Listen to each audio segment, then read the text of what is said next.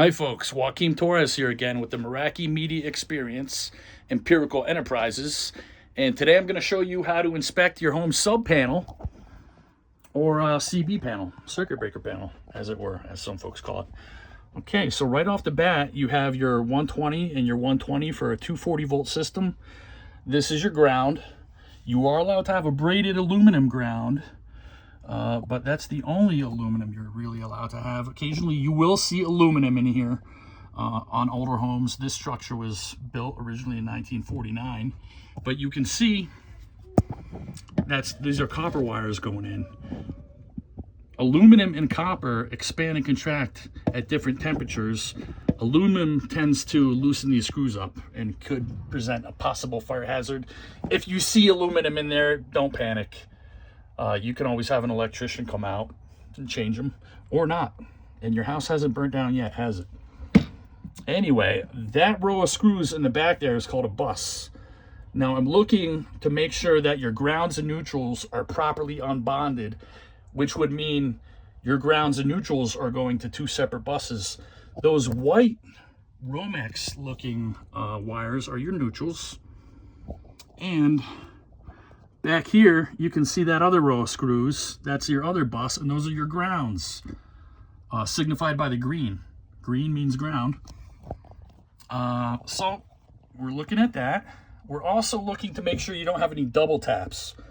One breaker, one wire going in. One breaker, one wire going in, and so on and so forth is what you want. Occasionally, you will see electricians... They ran out of room or whatever, and they got two wires going into one screw. That's called a double tap. Quite common, actually.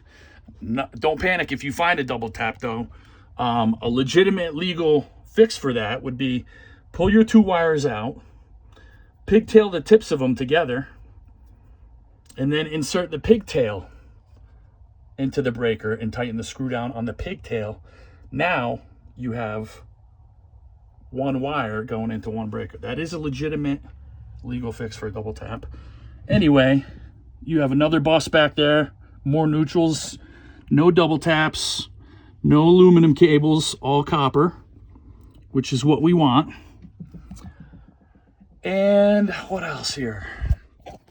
Looking to make sure, you know, that everything is secure and there's nothing wrong. If there was an issue in here, something broke, loose, hanging, dripping, anything, it would stick out like a sore thumb. You can see this older wires from probably the original, when the structure was originally built, spliced into the new ones. So this is obviously a more modern circuit breaker panel or sub panel. So this obviously is not from 1949. But you have no double taps. None of the wires are aluminum. And your grounds and neutrals are properly unbonded because they're going to two separate buses. So this is pretty ship shape here. I really don't see any issues. You got room for expansion. I don't know if I touched on this yet, but if a breaker pops, sometimes they pop to a neutral position. Or they don't pop all the way. You know, they'll pop like there, and then the folks will come to reset it.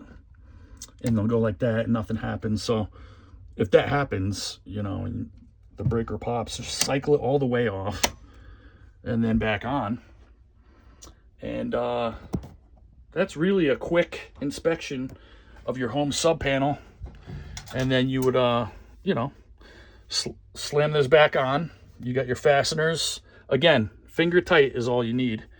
And typically that should be labeled as to what breaker goes where. Anyway, you guys can go check out your own sub panels now. I do want to give another shout out.